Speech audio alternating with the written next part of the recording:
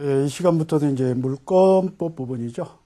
물권법 부분은 우리 시험범위에 가장 이제 양이 많고, 그리고 이제 시험 문제도 많이 나옵니다.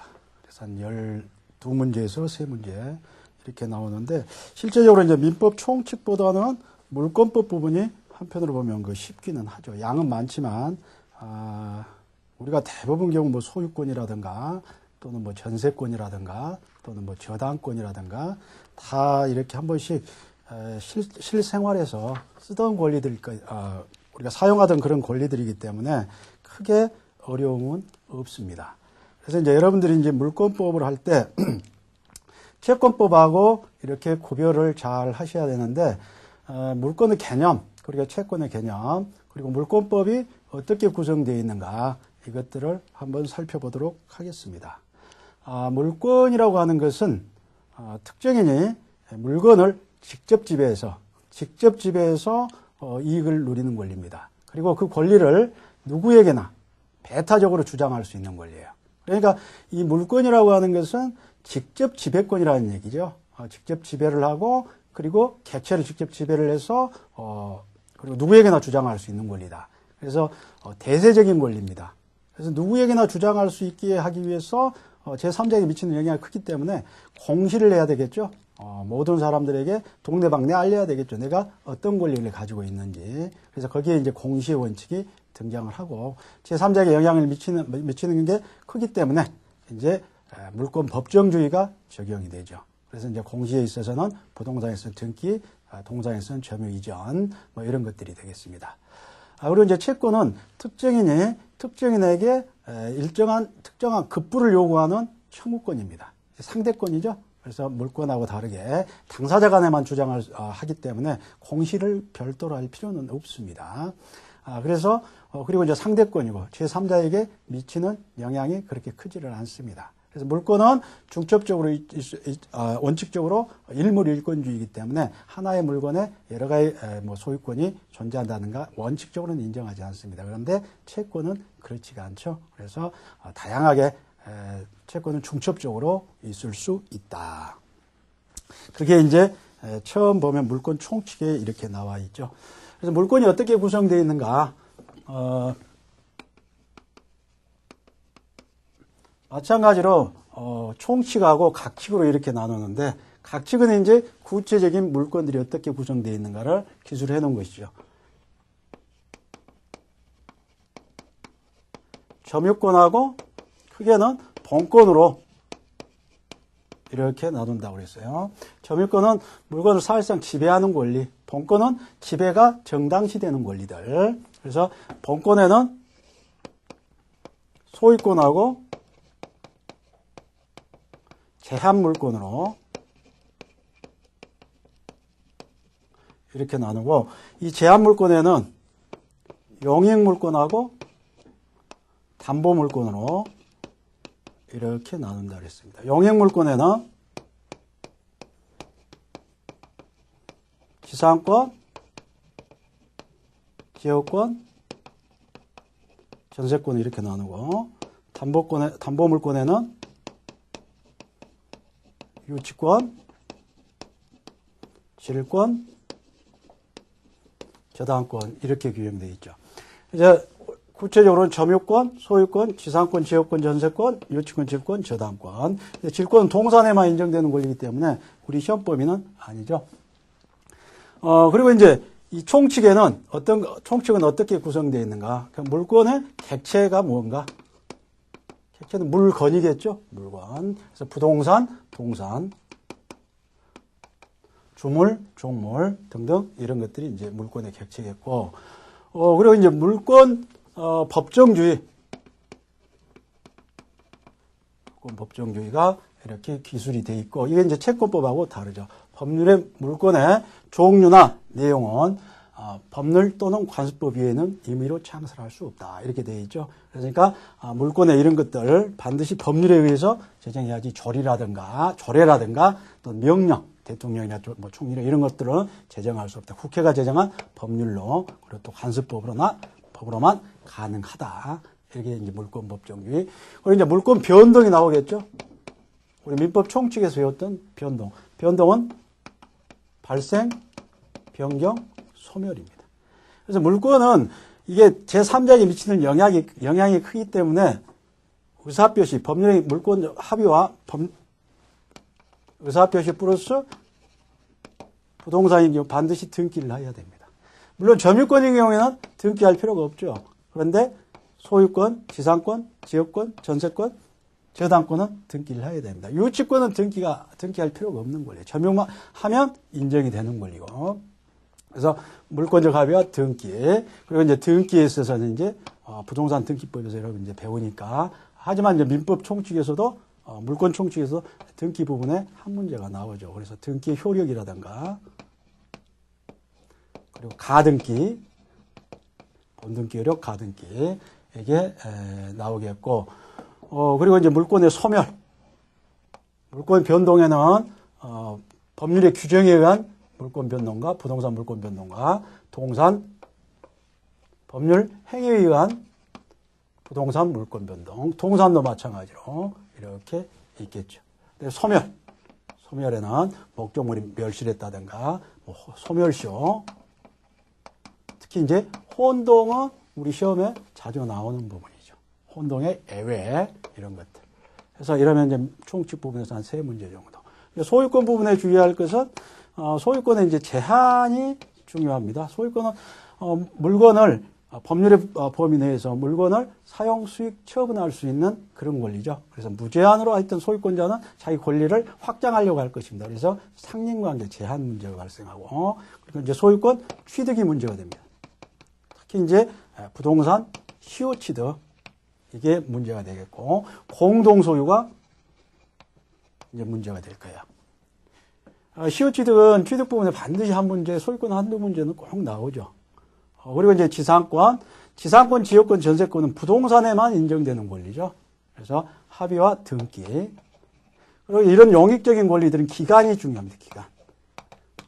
기간을 주의하시고. 그래서 여기는 단기 제한이 있고, 여기는 단기 제한, 건물 전세권에는 단기 제한, 장기 제한 10년 제한이 있습니다. 여기는 장기 제한이 없죠. 연구 무한도 가능하고 이런 것들은. 지역권 아예 규정 자체가 없고.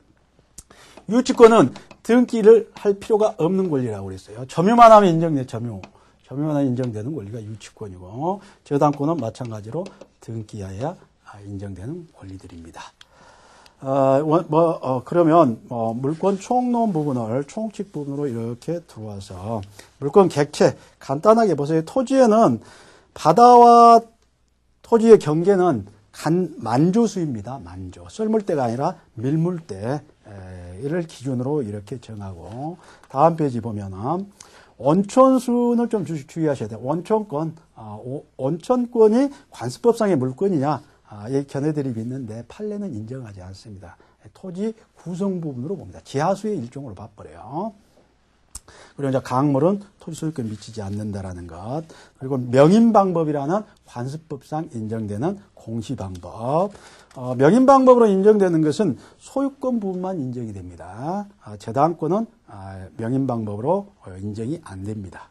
임목에 관한 권리의 임목은 등기된 임목은 소유권하고 저당권이 인정됐는데 명인방법은 저당권은 인정이 안 된다. 물론 이제 양도담보는 가능하겠죠.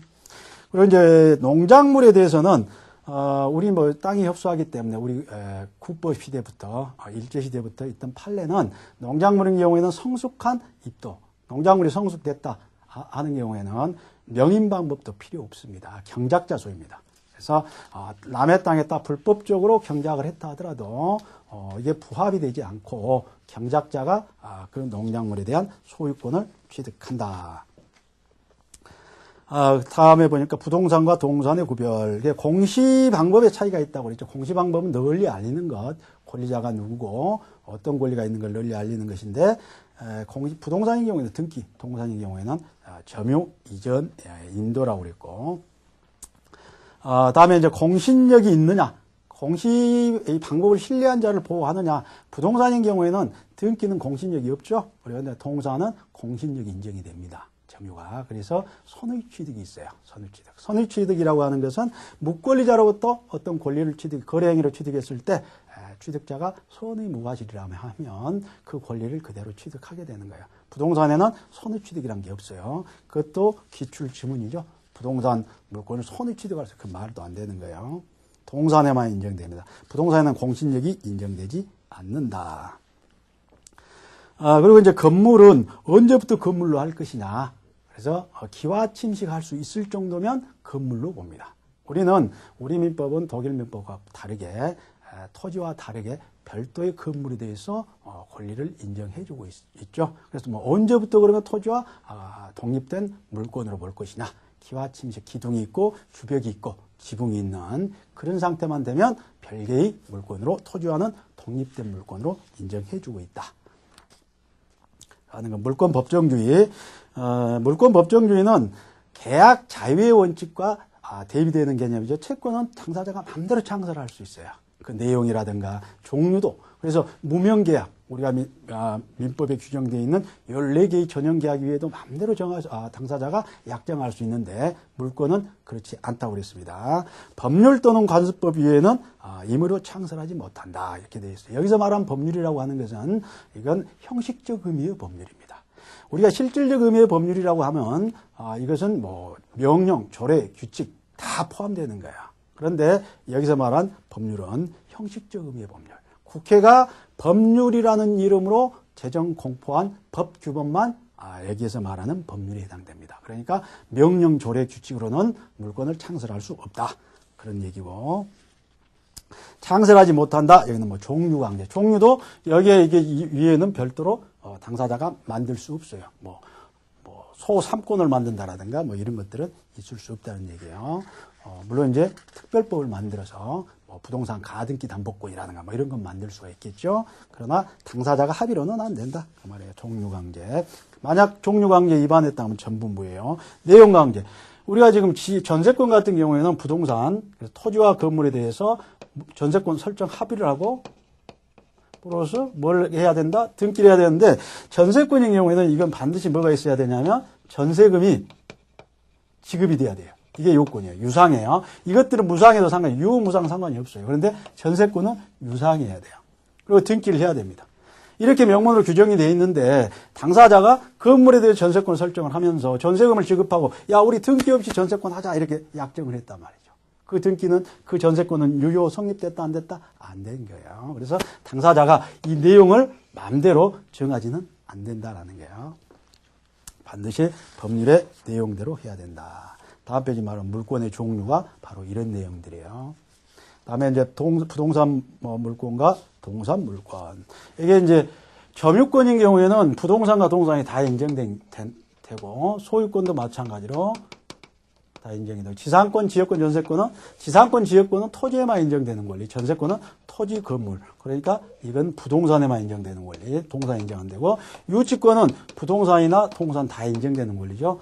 저당권은 부동산에만 인정되는 권리. 그리고 부동산하고 이제 지상권, 전세권 권리에 저당권을 설정할 수가 있습니다. 그래서 동산에는 저당제도 인정 안 되고 그래서 유치권은 부동산, 동산 다 인정이 되는 권리들이다. 그리고 이제 시험에 가끔 나오는 게 물권의 그 우선적 효력입니다. 물권의 우선적 효력. 물권 상호간에는 어떻게 하겠는가? 그러면 성립선의해야 합니다. 성립선의해요. 가령 이 갑이 X 부동산을 가지고 있는데 소유권을 가지고 있는데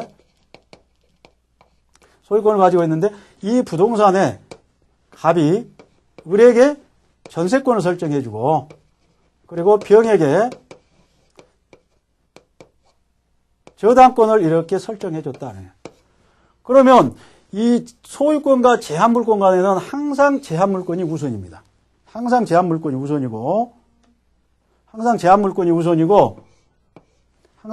제한물권이 우선입니다. 그리고 이제 이 제한물권 간에는 어떻게 하겠는가? 여기는 성립선의해야 합니다.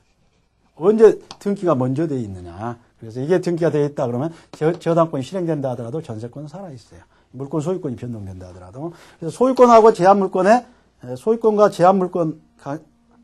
이 제한물권 간에는 항상 제한물권이 우선입니다. 그리고 이제 소유권과 제한물권 예외가 바로 거기고, 그 다음에 점유권. 이 점유권은 점유만 하면 인정되는 권리이기 때문에 여기는 우선적 효력이 없습니다. 우선적 효력이 없다. 점유 상실하면 그냥 권리 소멸, 점유권 소멸하는 거예요. 점유를 상실하면 소멸되는 권리가 점유권이다. 물권과 채권 간의 우선권. 원칙적으로 물권이 우선입니다. 그런데 이제 만약 채권이 등기되어 있다, 임차권이 등기된 임차권이라든가 약자 보호를 위해서 뭐 주택임대차 보호법이라든가 주택임대차에서 대항력이라는 이런 경우에는 특별한 경우에는 물권에 우선시켜주는 경우가 있습니다. 다음에 이제 이 물권적 청구권. 그러니까 이 물권적 청구권은 청구권인데 채권적 청구권이 아니고 물권적 청구권이에요. 그래서 이 물권들을 지켜주는 권리입니다. 물권들을. 자, 점유권자가 물건을 점유하고 있다. 누군가가 점유권자를 침해했다. 전부 침해한 경우가 있고 일부 침해한 경우가 있고 침해가 예상되는 경우가 있을 것이다. 이런 게 전부 침해했다 그러면 회수 청구권, 반환 청구권 행사할 수 있을 것이요. 일부가 침해됐다 그러면 이건 방해 제거 청구권, 예상되고 있다. 점유 침해가 그러면 점유 예방 청구권 이렇게 행사할 수 있을 것이다. 그래서 물권적 청구권은 여기에는 규정되어 있고 여기에도 규정되어 있습니다. 그리고 점유권하고 이 본권들하고는 성질 자체가 다르기 때문에 소유권에 규정해놓고 나머지 것들에 이렇게 준용을 하고 있습니다. 물론 이제 유치권하고 질권에는 준용 규정이 없어요. 그런데 이 질권은 준용을 한다고 봅니다. 다소리. 그런데 유치권은 소유권에 대한 물권적 청구권을 인정을 하지 않습니다. 준용 안 해요. 유치권은 점유만 하면 인정되는 권리니까 점유 상실하면 유치권도 소멸해요. 그러니까 이 점유권에 대한 물권적 청구권을 인정하면 될 것이다. 그래서 유치권이나 본권에 대해서는 물권적 청구권이 인정이 안 된다라는 걸 기억을 하시고, 물론 이제 이 물권적 청구권은 채권적 청구권에 우선하죠. 그런 내용이고, 그리고 이 물권적 청구권은 물권과 분리해서 존재할 수가 없습니다. 그러니까 이게 물권이 국가라면 이건 분대에 해당되는 거야. 국가가 침해됐을 때 전부 국토가 침해됐다 이런 경우에는 반환 청구권 또는 일부가 침해됐다 방해 제거, 그리고 침해가 예상되더라 그러면 방해 예방 청구권, 방해 예방 청구권을 이렇게 행사할 수 있다. 그냥 방해 예방 청구권을 주의해야 될 건 예방시설의 설치 또는 손해배상을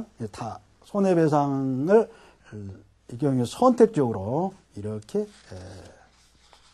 손해배상, 점유권에 대한 물권적 청구권은 방해 예방 또는 손해배상 담보를 이렇게 둘 중에 하나만 청구할 수 있습니다. 둘 중에 하나만. 같이 행사할 수 없어요. 그리고 저희는 손해가 발생하지 않았기 때문에 예방청구권은 손해배상을 청구할 수 없어요. 손해가 발생해야 손해배상 청구할 수 있죠. 뭐 이런 것들은 아무래도 점유권에 대한 물권적 청구권, 뭐 침해가 됐다든가 방해, 반환 청구권을 행사한다든가 이런 경우에는 손해배상도 아울러서 청구를 할 수가 있겠죠. 그런데 예방청구권인 경우에는 같이 행사는 안 됩니다. 둘 중에 하나.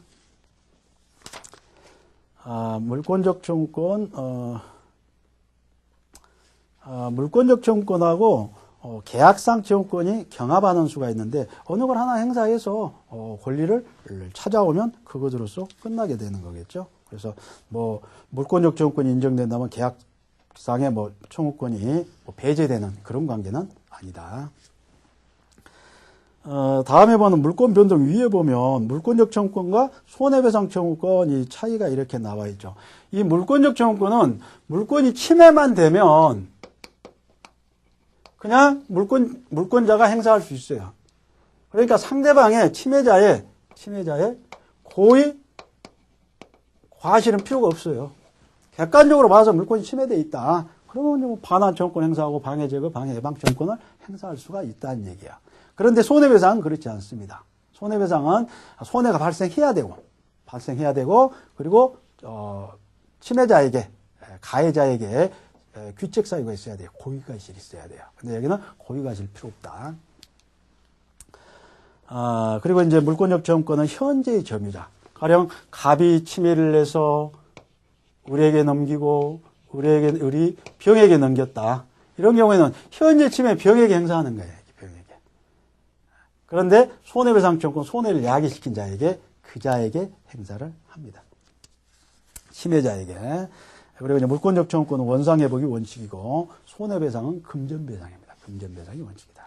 자, 물권 변동, 발생 변경, 소멸 이게 물권 변동이라고 그랬고 부동산 물권 변동하고 이 부동산 물권 변동하고 동산 물권 변동이 있을 텐데 부동산 물권 변동도 법률 행위에 의한 경우와 법률의 규정에 의한 경우 이렇게 나눠지고 있어요. 법률 행위에 의한 경우에는 플러스 등기를 요구를 합니다. 규정에 의한 경우에는 등기가 필요가 없습니다. 물론 처분하려면 등기를 해야 되겠죠. 동산인 경우 마찬가지로 법률에 의한 경우 법률의 규정에 의한 경우가 있겠고 공시의 원칙과 공신의 원칙이 있다고 그랬고 공신의 원칙은 부동산인 경우에는 공신의 원칙을 채택하지 않는다 그랬어요. 선의취도 인정 안 됩니다. 동산인 경우에는 공신의 원칙을 채택하고 있다. 249조에서 선의취득 제도라는 게 있습니다. 동산인 경우. 그리고 물권 변동 요건으로서 등기를 봅니다. 등기.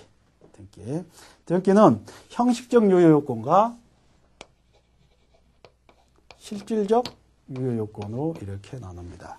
그래서 등기가 만약 불법 말소됐다 한다 하더라도 물권은 소멸하지 않습니다. 일단 등기가 되면 이건 등기는 성립 요건이지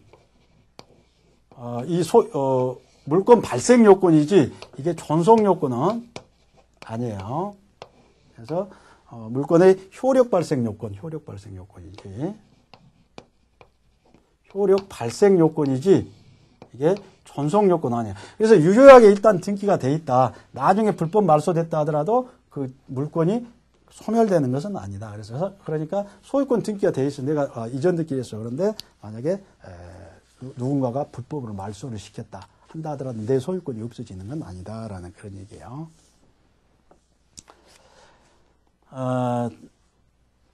마찬가지로 등기부가 멸실됐다 한다 하더라도 물권이 소멸되는 것은 아니고 다음에 이제 중복 등기를 봅니다. 중복 등기.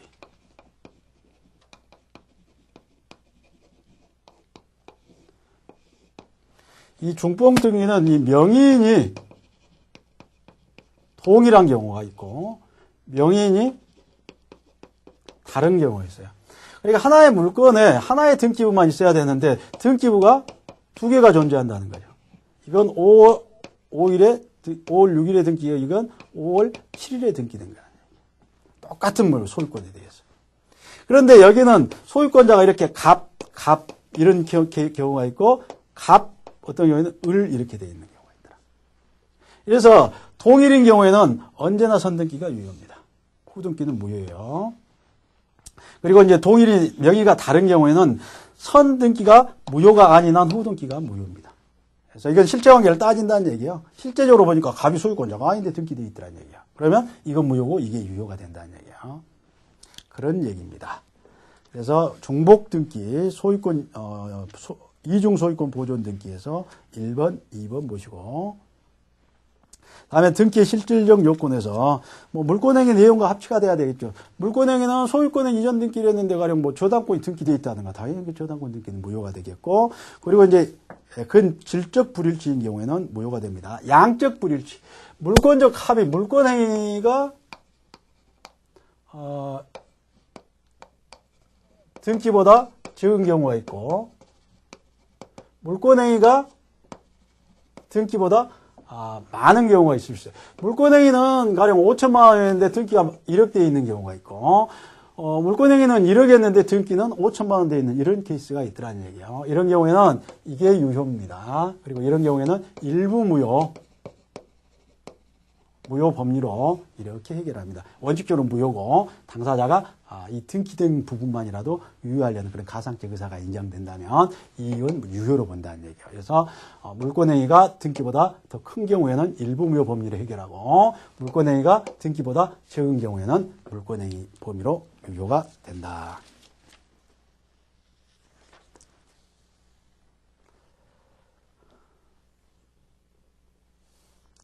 그리고 이제 실제와 다른 등기 원인. 그리고 이제 우리가 통정허위 표시에서도 봤지만 증여 목적으로 했는데 증여세가 세율이 높기 때문에 가령 양도소득세 부담할 목적으로 매매로 이렇게 원인을 기재한다든가 실체관계 합치되면 유효라고 그랬어요.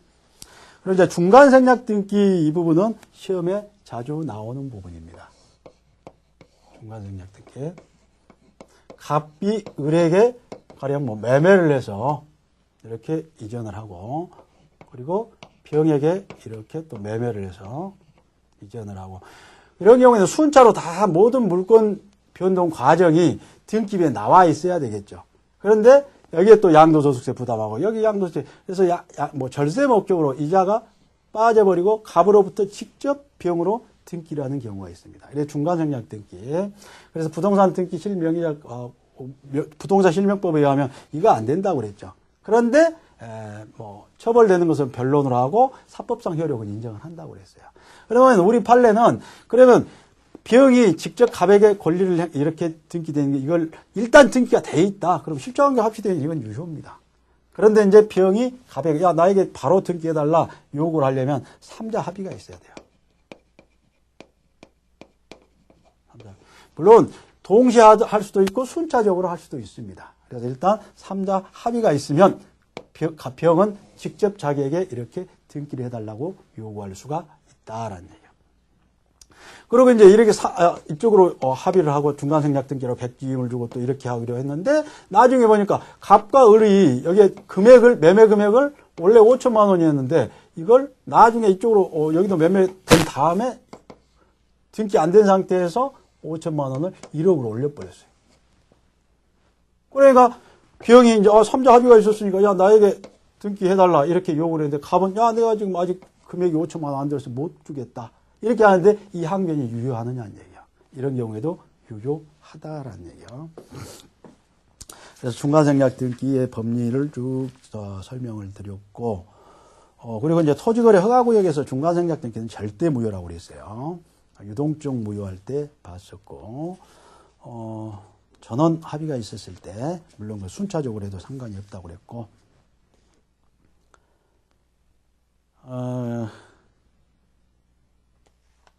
무효등기 유용 보면, 무효등기 유용은 등기부는 표제부하고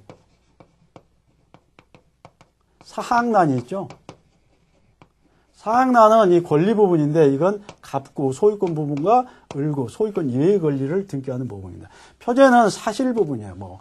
건물이라든가 토지, 지목, 면적 등등, 슬라브 지붕이나 이런 것들을 하는 게 표제부 부분이죠. 사실적인 부분. 이건 권리 부분입니다. 무효등기 유용은 이건 가능해요. 이건. 그런데 표제부 유용은 절대로 인정 않습니다. 그래서 어떤 건물이 묘실됐어요. 그래서 과거에 그 표제부를 똑같이 건물을 지었다 하더라도 유용할 수 있겠네. 이건 안 된다는 거예요. 근데 사항란의 유용은 인정을 합니다. 가령 저당권이 설정됐다가 피담월 채권이 소멸됐다 그러면 저당권 무효가 되죠. 다음에 또 은행에서 똑같은 빌리더라 이런 경우에는 경정 느낌, 날짜라든가 금액이라 이런 것들만 고치고 그대로 유효를 인정을 하는 것들이죠. 등기 비용을 아끼기 위해서. 그래서 무효등기 유용은 이것은 표제부 유용은 절대로 인정하지 않는다.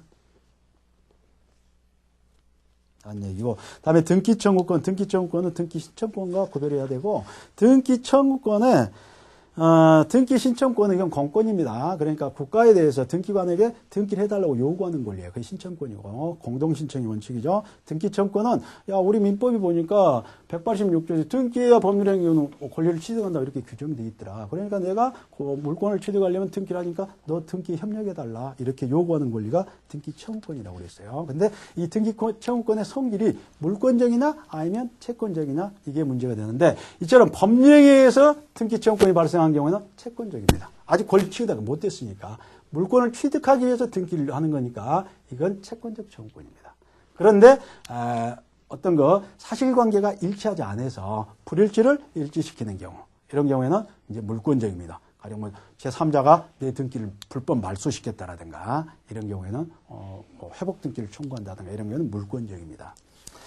법률의 규정에 의한 등기청구권, 실체관계와 등기가 일치하지 않는 경우 이건 물권적이고, 다음에 부동산 점유취득시효.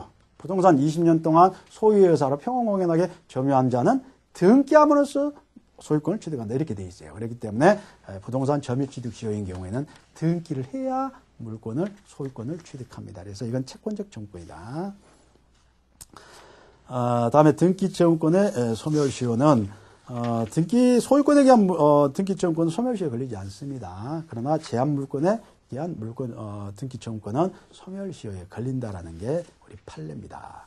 등기효력, 그 등기효력은 등기소력 여러분들이 숙지를 잘 하셔야 돼요. 그 순위 확정적 효력도 번등기 효력, 가등기 효력은 가등기 자체만으로는 아무런 효력이 없어요. 여기는 번등기 효력입니다. 순위 확정적 효력. 동구에 있어서는 뭐 갑구라든가 또는 을구 내에서 이런 거는 순위 번호에 의하고 별구, 갑구, 을구 여기서는 접수 번호에 의해서 이렇게 순위를 정합니다. 다음에 번등기 효력에서 추정적 효력. 절차가 적법한 것으로 추정을 하고, 그리고 이제 등기된 대로 권리가 존재하는 것으로 추정하는데, 이전 등기 추정력하고 보존 등기 추정력은 약간 달라요. 그 아래 가등기의 추정력은 인정하지 않는다고 했어요. 자, 이전 등기는 우리는 공동신청입니다. 그러니까 등기 의무자가 매도인이 등기 서류를 줘야 우리 매수인이 그 서류를 가지고 등기를 하는 겁니다. 그래서 이 공동신청주의예요. 그러니까 만약 을 앞으로 소유권이 등기되어 있다 그러면 을은 제3자에 대해서도 또는 전 피승계인 이자에 대해서도 이 권리를 가지고 있음이 추정이 됩니다. 그러겠죠. 이자가 등기해 줬으니까 등기 권리를 가지고 있겠죠. 그래서 이럴 때는 만약에 갑이 내가 소유권자다라고 할 때는 네 소유권이 없어 할 때는 갑이 입증을 해야 됩니다. 을 이외의 모든 자들이 입증을 해서 그래서 권리를 찾아가든지 말든지 하는 거예요. 그래서 이전 등기 추정력은 강합니다. 그런데 보존 등기는 주의해야 돼요. 보존 등기는 단독 등기예요. 내가 건물 최초로 신축했어요. 이런 경우에는 누구하고 같이 하는 게 아니죠. 건물주가 소유권자가 등기 없이 그냥 법률의 규정에 의해서 소유권을 취득하는데 등기를 이제 하는 것이죠. 하고 이제 처분하려면 등기를 해야 되겠죠. 그래서 보존 등기는 공동 신청이 아니에요. 그렇기 때문에 만약 갑이 건물을 신축을 했어요. 근데 중간생략 등기를 해버린 거예요. 자기가 등기 않고 을에게 그래서 그냥 건물을 팔고 을이 최초로 보존 등기라는 케이스가 있어요. 이럴 때는 이런 보존 등기인 경우에는 제3자에 대해서는 이런 추정력이 인정이 됩니다. 그런데 직접 승계의 존재 이자에 대해서는 이 추정력이 깨져버린 거예요. 갑이 그건 내가 건물 지었는데 이렇게 말 한마디 하면 이 추정력 깨져버려요. 그러면 이 피승계인과 승계인 사이에서는 이 승계인이 입증을 해야 돼요. 그래서 보존 등기 추정력하고 이전 등기 추정력은 조금 다르다라는 그런 얘기고. 다음에 이제 가등기 효력, 다음 한 장을 넘겨가지고 가등기 효력을 봅니다. 가등기도 시험에 자주 나온 부분이죠. 가등기도 정리를 하셔야 되죠. 그래서 등기 원인이 매매, 갑. 그래서 5월 2일, 2번 소유권 이전 가등기.